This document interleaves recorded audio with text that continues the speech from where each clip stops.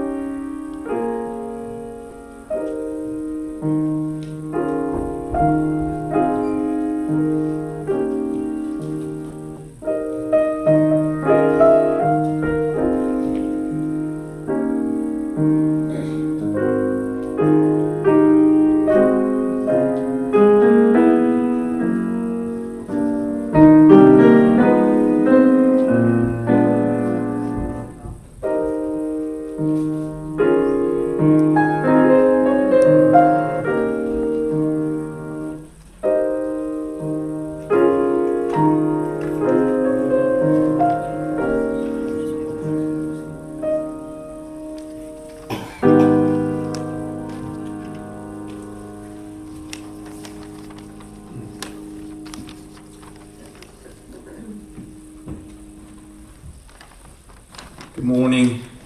Welcome. Thank you. Welcome to the Unitarian Universalist Congregation of the Low Country. My name is Pat Jobe. I am periodically up here, and I appreciate the opportunity so much. The trip down yesterday was fabulous. We drove to Charleston on Friday, and we got in a great visit with friends there on Friday, and then have had a wonderful time since we've been down.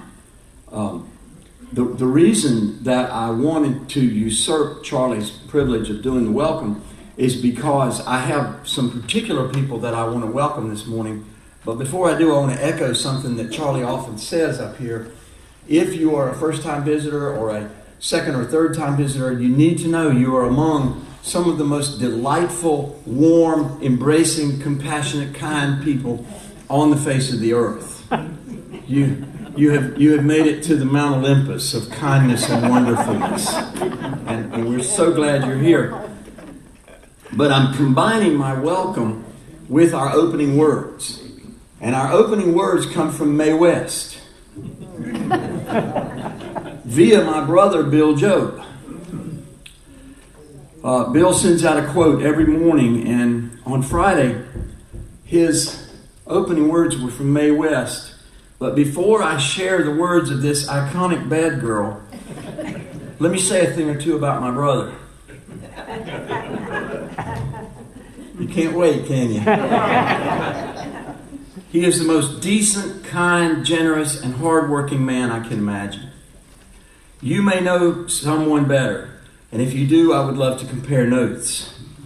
He has taken care of me through all the disasters of my life. He and his wife, Gloria, are a two-person rescue crew. As I have been divorced twice, failed in business 3 times, and been fired from 4 jobs. He has been there to help me stagger back to an upright position over and over. Many of you think of me as clever and entertaining. He thinks of me as somebody who never missed an opportunity to step on a banana peel. He has sold or given away dozens and dozens of copies of my books. He has actually read most of my books. I adore him, and now will give you the chance to welcome him back to Bluffton. Bill Jobe.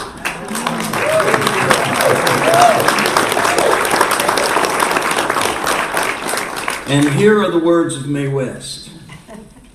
You only live once, but if you get it right, once is enough. I also want to welcome Robert and Michelle. Where are you guys? Where did you all land? Oh, there you are. Front row. How can I miss you? Robert Thompson and Michelle Benson are here because of their friendship with Lynn Nordenberg and Gordon Stamler. And they are dad-burn superlative. I'm not going to compare them to my brother because I've only known them for about 5 hours, but they are fabulous, fabulous people. Do we have on this side of the sanctuary any first or second or third time visitors? All right, look at those hands going up. Okay, you two folks right here in front of the other 3 folks whose hands you didn't see go up. Tell us your names. My name is Ash. Ash, cool. I like Ash. And I'm Tia. T-E-A? T-I-A. T-I-A. We are so glad you're with us. Thank you. Where y'all from? We just moved here from Arizona, and we're members of the Unitarian Church there, but Woo! we're here now. So good. So good. Just moved here is music to our ears. We love hearing that. Okay, and the folks sitting behind you are? I'm Rich, my wife Leslie, and Keely. Okay. Rich, Leslie, and Keely. Okay. Where y'all from? Bluffton. Bluffton. You live in Bluffton now. So you haven't wandered in here from some distant travels. Like Arizona. Yeah, you live here. You live here. More music. Any other first or second time visitors over here? Okay, yes. Tell us who you are. My name is Mamie Duff. I am literally a first-time visitor. I am visiting my uncle, Tom Duff. Oh, okay. And your first name is Maven? Mamie, like Mamie Eisenhower. Mamie Eisenhower. Okay, great. Yeah. Right. Yeah. I happen to be old enough to know who Mamie Eisenhower was. All right. And I'm assuming that you don't live here, Mamie. Is that right? No, I'm from Philadelphia area. And you're going back to Philadelphia? I am, yeah. Okay. All right. What about over here? First or second time visit? Yes. Tell us who you are. I'm Paula Lockhart. This is my husband, Greg. Paula and Greg. Okay. We live in Sun City. We were here several years back, and I was raised a Unitarian Universalist. Yes. Outside Philadelphia. All right. So And- hopefully we'll get our act together and become more of a regular. Oh, do get your act together. Yes. That's wonderful. That's wonderful. And your friend is I'm Jeffra. Jeffra. Yeah. And I'm also from Sun City. And you're also from Sun City. Awesome. Okay. Wonderful. And what about over here on this side? Yes. You're... I'm Marie. I'm visiting from Avery County, North Carolina. I'm visiting my dear friend Charlotte Springer. Oh, okay. Wonderful. Avery County, which in 1886 was part of Watauga County, and our paternal grandfather was born in Watauga County, as well as 2 of my sons. Okay, fantastic. This is more fun. All right. Yes? I think there was another hand over there. There was another hand over here. Okay. Oh, yeah. Yes, sir. Tell us who you are. Gary and Sharon live in Sun New Jersey area. But you live in Sun City now. All right. All right. Okay. Is there anybody here who is not a first-time visitor? I'm just kidding. This is so wonderful. Ash, Tia, Rich, Leslie, Keely, Paula, Greg, Mamie, Jeffra, Marie, Carrie, and Sherry. We have hit the jackpot, ladies and gentlemen. What do we have for them, Johnny? Okay. There are announcements in your order of service, and I have one here, a reminder to folks who are participating in the faith development workshop called Sharing Our Stories, led by Kim Lewis and Ann Harrison. Will meet directly after the talk back today. And let me say to all of you, especially you visitors, the talk back is so cool. It is so cool. So if you can hang around for another hour after service, you'll have more fun than you can stand. Yes. Read this announcement next Sunday.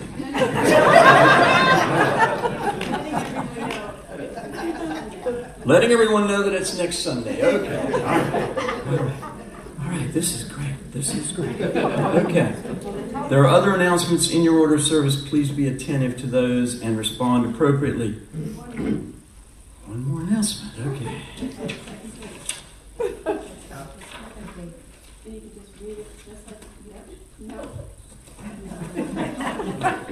Nope.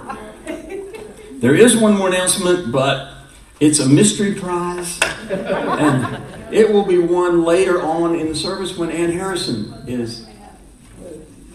Charlie has it. Okay. I'm going to go with this one. We are continuing to have small group gatherings to help us become more familiar with the proposal of an updated version of our 7 principles. We have these on the 8th day of each month. Our next one will be March 8th. That is a Wednesday, and it will take place at the home of Marcella Palmer in Sun City from 10 until 11:30 a.m. There will be coffee, tea, and treats. Please put your name and contact information on the sign-up sheet in the foyer if you would like to attend.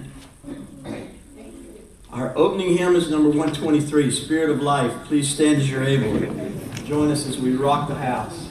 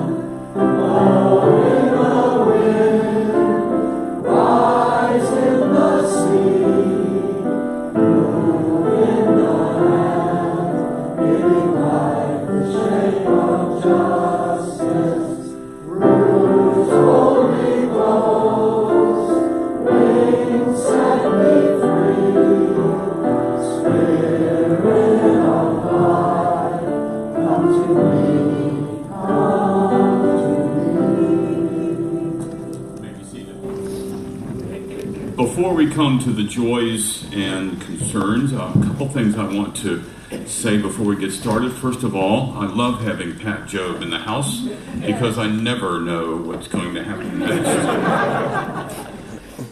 There is a word in the French language, sabotage, and what it means is to throw a boot into the works.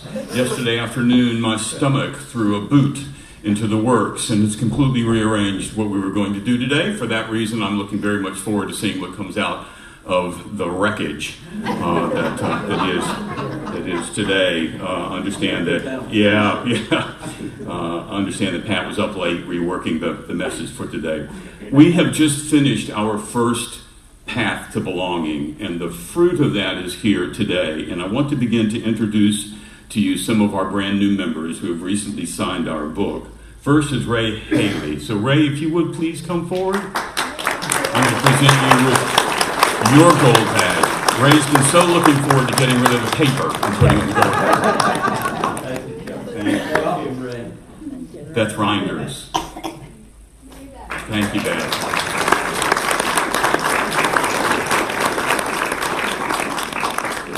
She too has been asking, when can I get rid of the plastic and get on the gold? Rosemary Staples, are you here today? We will embarrass her at another time. Joanne Brown and Thomas Brown. Are the two of you here? Very good.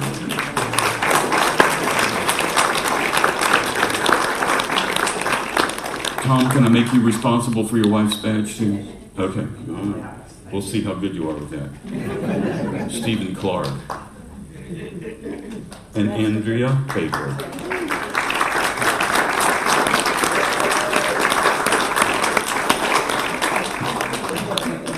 Also getting rid of the paper, putting on the gold, and we're excited for him. Thank you. Andrew's got Steve's name tag on. Steve's got Andrea's name tag. Just to throw me off. He didn't think I was watching. And we also have Alessandria Denina. Did I say that right? I'm sure I butchered it. Our first green badge. Thank you, Alessandra. Excellent. Almost tempted to give her a standing ovation for that. Those are the things that we have been doing. We will be starting another path to belonging in another few weeks. Keep your ear out for that. Do take your announcements, fold them up, put them in your pocket, and when Pat and I become inordinately boring, take them out, begin to make some notes on them, and make sure you read them. Right, Pat? Okay. This is the time for our joys and concerns. If you would, please, Tish. Thank you.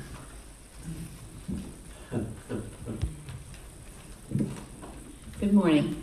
Good morning. This is the part of the service where we share our joys and concerns.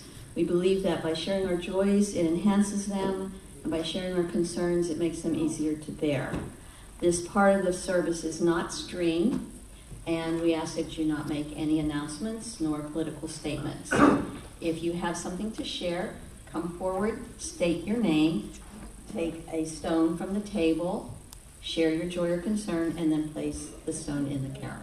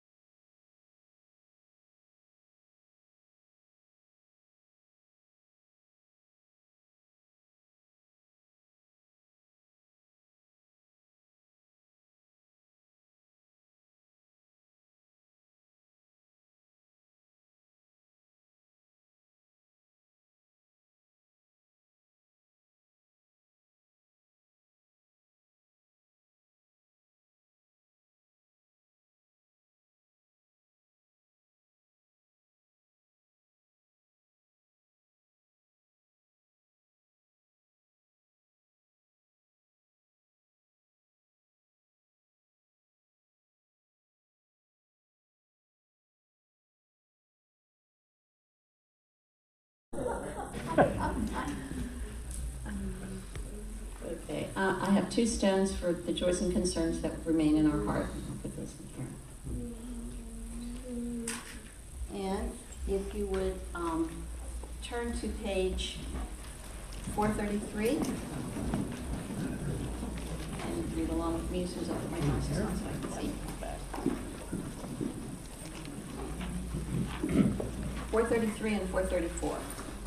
Number 433, not page. Numbers 433 and 434. How rare it is, how lovely this fellowship of those who meet together.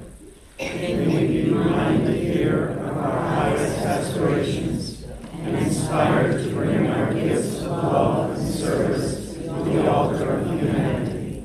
May we know once again that we are not isolated beings, but connected in mystery and miracle to the universe, to this community, and to each other.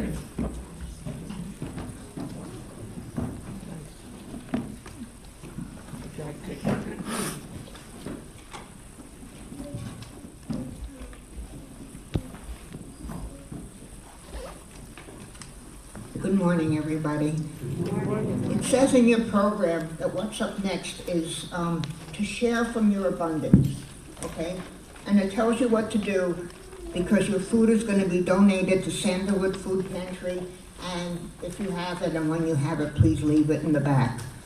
But I just wanted to tell you a little bit more about that. There's so many people who are hungry, so many people who have lost their jobs, who have moved here, or immigrants.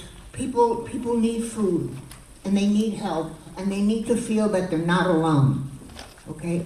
I have a brother who lives up north, who's a deaf artist, and he goes to his food pantry, and it helps him live. So I asked you, if you buy something extra, you take it home, you don't really like it, you don't want it, the lima beans that never showed up here again, your partner doesn't like it, please bring it in, and please leave it at the back of the room. We have another thing that we need to help, and that's with sustaining our community, okay? This place, as lovely as it is, and the people as lovely as they are, do not exist on nothing, okay? And they exist on the donations that you give to keep this place alive, so that we can continue working for what is good for us. I didn't mean good for us, what is good for what we believe in. Okay, so please, first and second time visitors, you do not have to put anything in the pot, okay? Because we'll get you another time. So I'm gonna send the pot around, and please do what you can. I know sometimes it's difficult, but do whatever you can, and we thank you for your generosity.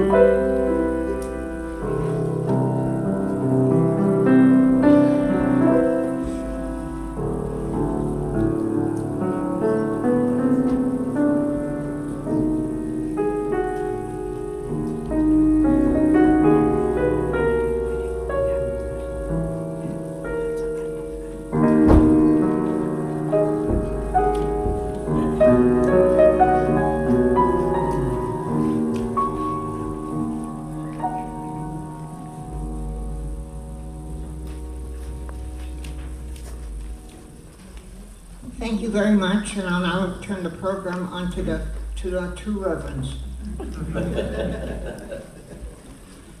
This is going to be a truncated two reverend show, and I'll say more about that in a minute. Mary Watson has been after me to write a new song. She's tired of all the old ones. And I thought a lot about this service. I thought a lot about what Charlie and I were going to try to do together, and we're not going to do together this morning, except in little ways. And I thought a lot about this congregation and how precious you are to me. Maybe even you're precious to me, as awful as I was to you earlier. I want you to know that you're precious to me, and I love you, and I want to be just like you when I grow up. The people who are hardest to love are the ones who need it the most. They feel cranky and cold and aloof, have the joy of a slice of burnt toast.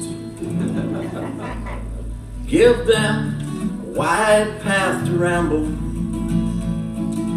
Give them your best, no matter. Let them have their grumbling complaints. Let them be the lumps in your batter. But don't hold them down. They may be the worst in your town. Yes, they're hungry for one kind word. They're so hungry they may sound absurd. But oh, love them anyway. Oh, love them anyway. Oh, love them anyway. Because love is the best we can do. When all is red, it turns things blue. When all is dark, it turns things to light. When all is wrong, it turns things right. So love them anyway. Oh, please, please, please love them anyway. You can't find any way, love them anyway.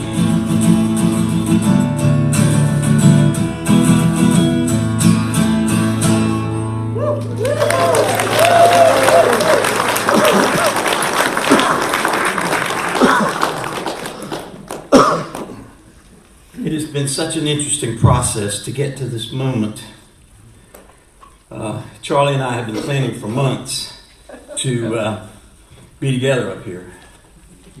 And we talked at 9:30 last night, and Charlie had been running a fever and falling into the furniture and just felt like he wasn't going to be able to be here. And he showed up. Charlie, I really do love you. I love you in that moose killing way, that manly football player way, and I'm so sad that what we had planned is not going to happen this morning, but we are planning to do it again down the road if all is well, if everything goes the way it should. But in the process of planning this sermon, I have thought so much about what it means to be a Unitarian Universalist, about how it has affected my life, and what is of value about being here and being together as it has touched my life. And it led me to tell you that nobody in this room or anywhere else can be Gandhi or Jesus or Buddha or Clara Barton or Elizabeth Cady Stanton. Those jobs have already been filled by other people. But that photo on your driver's license, that image in your mirror, that name that gets called when you are needed, that person has the job of being his or her or their non-binary best. Sure, other people will lay their expectations on us But when I think about being UU and UU values and how they have shaped the deepest urges of my life, I think about how I was uniquely crafted to do certain things and not do other things. I once heard a motivational speaker say that he genuinely believes all people have unlimited potential. But then he added that he was not going to get in the ring with Mike Tyson. He said, I'm too slow, I'm too dumb, and he's got me on reach. This morning, Charlie and I were scheduled to dialogue very spontaneously in an unscripted presentation on what UU social justice moments have meant to us personally, in our own stories, as a means of connecting to that which is deepest and most meaningful in us as separate human beings, as people who live outside this sanctuary, outside our many roles as clergy, out where we live with our families and friends and histories. This was to have been a very different kind of service in which we hope to give you some things to take away from this service, which might make you have a deeper sense of who you are as Unitarian Universalists. We also hope to offer you tools if you are a visitor or someone here just exploring what this place is and who these people might be to you. Because Charlie fell sick yesterday and I'm not a very extemporaneous speaker, I sat at Gordon Stammer's desk last night and wrote this presentation for this moment. Here are 2 tools I want to leave you with this morning. 2. The first is a deeper sense of what it means, what it feels like to take a stand with people who love justice, fairness, kindness, generosity, social action, and even political action from the energy of a movement that embraces all of this. I'm going to read that list again because I want you to feel very deeply and in a spirited way how infinitely important that list is. I want you to feel what it means to stand, or in the case of this particular moment, to sit with people who love justice, fairness, kindness, generosity, social action, and even political action from the energy that a movement like this embraces. That's the first tool. That's number 1. The first tool I want you to take out of here this morning. That feeling. Feel that feeling. Feel what it feels like to feel that feeling. Secondly, I want you to know that I know. And again, I'm going to say it. I want you to know that I know you are already doing the best you can. Some of you are working demanding jobs, dealing with sick relatives, or dealing with your own health challenges, hobbled by financial concerns or all kinds of other issues. Out of that sort of swampland of distractions or demands on your time, your energy, your demanding to-do lists, or whatever the heck is tearing you into many different directions, I want you to know that I know you are already doing your best. You don't have to do anything differently. You don't have to do anything differently to support a sane immigration policy or change conditions for poor people, black people, LGBTQ people, marginalized people of every stripe. If you weren't working for Sandalwood Food Pantry last week, I'm not asking you to start next week or for the next 10 years. That is not the message of this sermon. This is not why I came here this morning, nor what I am asking you to do.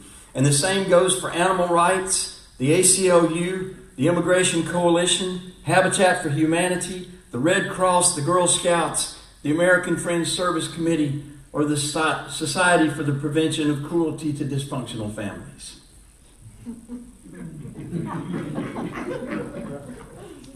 I want you to know that I know you are already doing your best. That is your number 2 tool. That's the second tool that I want you to take out of here this morning. Maybe when I come back, I'll bring rocks and I'll paint on each rock you're doing the best you can do. You may want to argue with me about that. I was in a workshop once where I tried to make this point, and a woman argued with me. She said, don't be silly.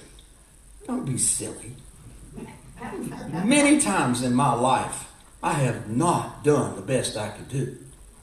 I have not done what I could have done, and I should have done better. I wish I had had the intestinal fortitude to yell back at her. Oh, no, honey. If you could have done better, you would have done better. Given the circumstances in that moment, given who you were and who the people around you were, you did the best you could do. It was good then, and what is going on right now is good. Right this second. Because right here in this room, you are among these people who are doing the best they can do. But wait a minute. Aren't ministers supposed to urge us to give all we can give and reach deeply for more spunk and energy and love and do better today than we did yesterday and even better tomorrow? Isn't that our job? Isn't that our job, Charlie? See, Charlie's participating. No, that is not our job today. That is not our job today. This minister, in this moment, wants you to reach deeply into the depths of your souls and take a deep breath. Take a deep breath right now and say to yourselves in this moment, right here, in this place, I'm doing the best I can do. Let's do it together. I'll break it down for you. In this moment, right here in this place, I'm doing the best I can do. I'm doing the best I can do. Even if you don't believe it, you said it. So now I want to take you back to tool number 1. And I may have to paint a whole bunch of rocks for this one. Tool number 1 is feeling how good it feels. Feel it at a deeper sense of what it means to be with people who love justice, fairness, kindness, even social action and political action. From the energy of a movement that embraces all of that. Of course, I can't paint all those words on a rock. I'll get back to figuring out my rock painting later. But this is a religious organization, a movement, a gathering, a repetition of rituals, a lighting of that chalice. That we are treating immigrants like human beings, with feelings and families and stories and loves and lives just like ours.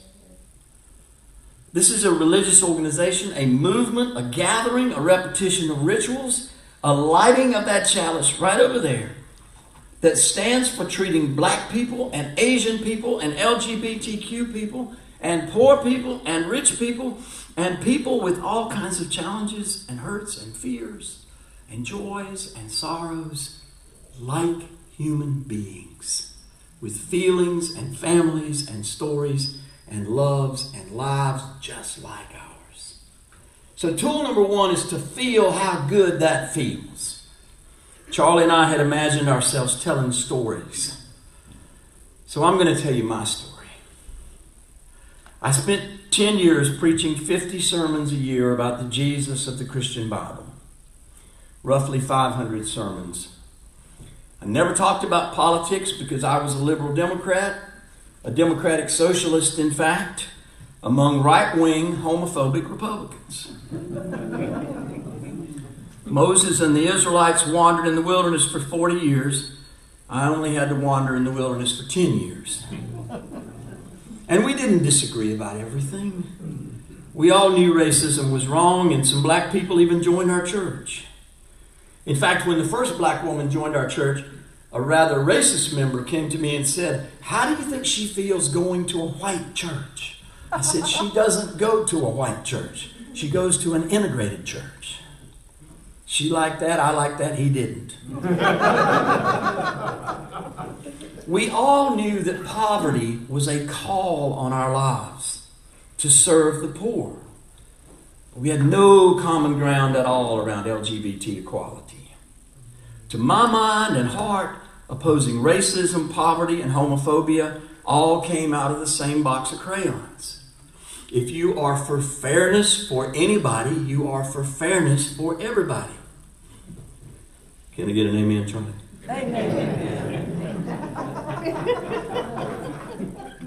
But for most of the people in my congregation, LGBTQ folks were to be pitied, hopefully shamed into changing their ways, maybe helped to see how Jesus could make them straight.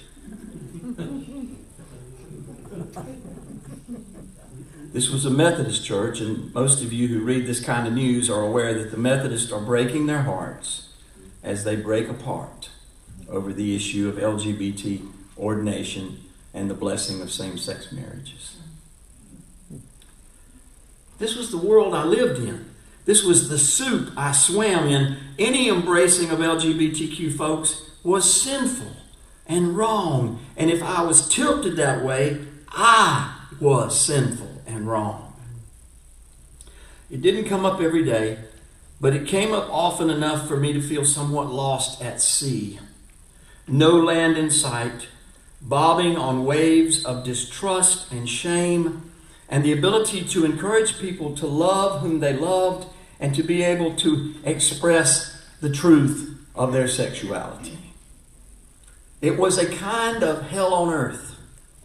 It was a shadow across every path, an uncomfortable silence, and uneasy truce. For a number of deeply personal, financial, and political reasons, I finally left that church in 2003. I went into business for myself, a business that coincidentally brought me to Beaufort County on occasion. I joined a church with a lesbian minister and many lesbian, gay, bisexual, and transgender and questioning members. And that church was Unitarian Universalist. My friend Gail Arnold calls it a relief. She says, it was such a relief to find UUs. I took a deep breath of what it meant to gather in that kind of freedom, rather than the uncomfortable silence, rather than the uneasy truce. In 2006, the Spartanburg Church asked me to deliver their summer sermons, which I also did in 2007 and 2008. And in 2009, the Greenville Church hired me to work for them for the next 8 years. And for the past 12 years, I've been coming here. I have spoken to UUs in 11 states, and I find in all of you, even you, Mamie, kindness, acceptance, a freedom of thought and action that is such a radical diversion from uncomfortable silence and uneasy truce. You are kind, generous, affirming, accepting, gracious, funny, charming, supportive. And these are things my mother would say you can't buy in a general store that sells everything. I'm still not sure how to get all those rocks painted, but I'm working on it. In this place, in this time, we gather here together. I can assure you from the deepest place in my heart, you are doing the best you can do. May it always be so, right here, right now. It is so.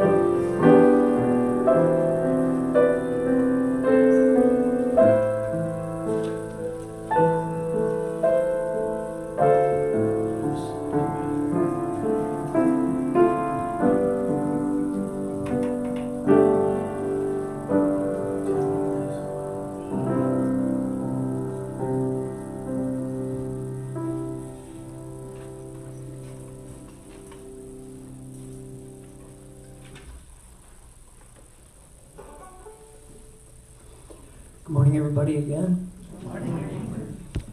My name is Mike Nicholson, and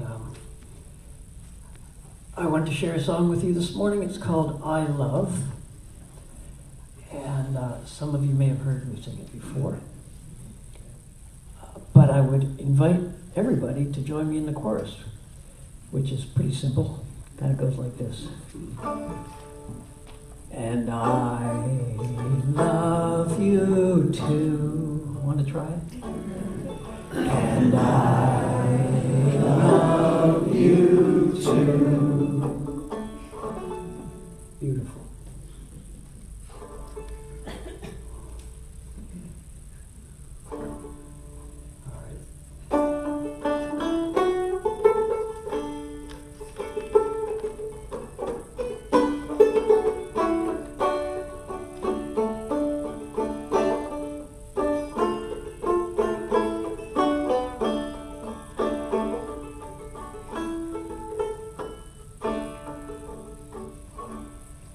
I love sailing in the wind, talking with a friend, Nova Scotia when it snows and blows. And I love bicycles in spring, banjos when they ring, Frisbee with my son Adam, and chipmunks. Here we go. Here we come. And I love you too. Again. And I love you too. Oh, so good. I love hanging Spanish moss, rooftops when they frost, birds of the world, and squirrels. And I love hot chocolate in a cup, a little newborn pup, all day at the beach, and blowfish. Here we go. And I love you too. And I love you too. I would encourage you to look at somebody when you sing that next chorus.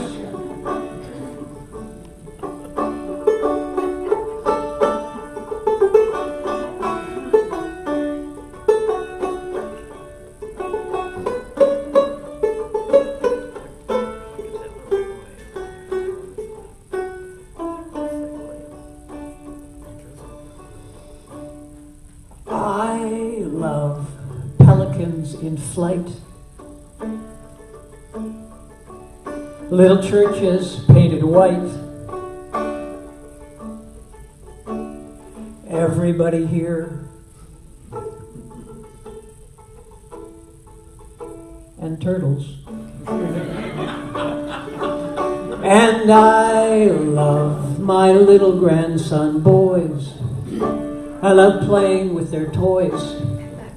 That's my truck, Sam. You can play with it later when I'm not here. Pancakes and maple syrup. And woodpeckers. And I love you too. Look at somebody. And I love you too. Oh, fantastic. And I love making a mistake, then taking a little break. Sand between my toes, and dolphins, And I love an existential truth. What's so funny about it? Getting a loose tooth when I was a kid. And Noli's on the window screen. And frogs. And I love you too, oh sweet. And I love you too. And I love singing out for peace. Tall pine trees. Armadillo babies. And cats. And I love Twinkle Little Star.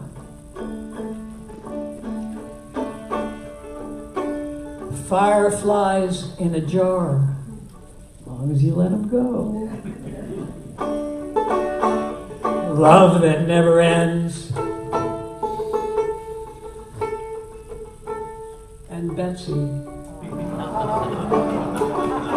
And I love you too. Oh, so good. Here we go. And I love you too. Just one more. And I love you too.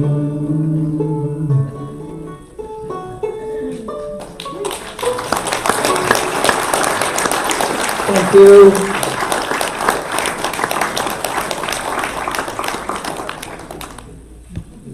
Thanks, Mike. That's the perfect bookend to Pat's song, Love 'Em Anyway. I told Pat that that's the only time I've ever heard the phrase lumps in the batter in a song ever in my life. Kudos to his creativity. I wrote Pat this morning, I sent him a text, feeling better, I'll be there. He wrote me back, said, well, I had a hell of a sermon written, I'll do it next time. And I wrote him back, I said, you know, I know when to get out of the way of a UU minister that has a hell of a sermon to give, and I'm glad I did today. Pat, thank you. That was fabulous, always insightful. And we look forward to the time where we will finish our dialogue together. So, Pat, you have some closing words for us. My closing words are in the spirit of Tom T. Hall and Mike Nicholson. I love Ash and Tia and Rich and Leslie and Keely and Paula and Greg and Jeffra and Marie and Carrie and Sherry, and most especially, even though she's going home to Philadelphia, Mamie.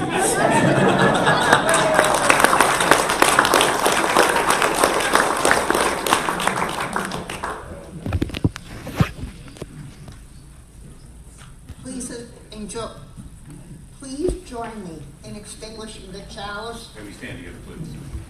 The words are in your order of service. While we extinguish this flame, we still carry in our hearts the light of truth, the warmth of community, and the fire of commitment, until we are together again.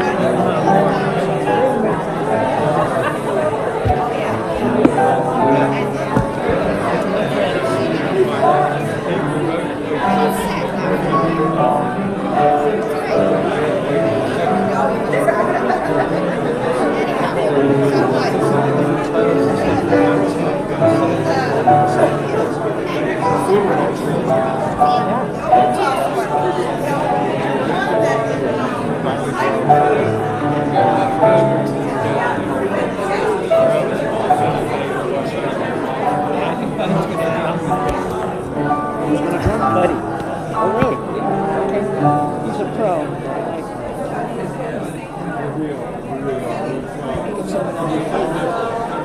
Okay.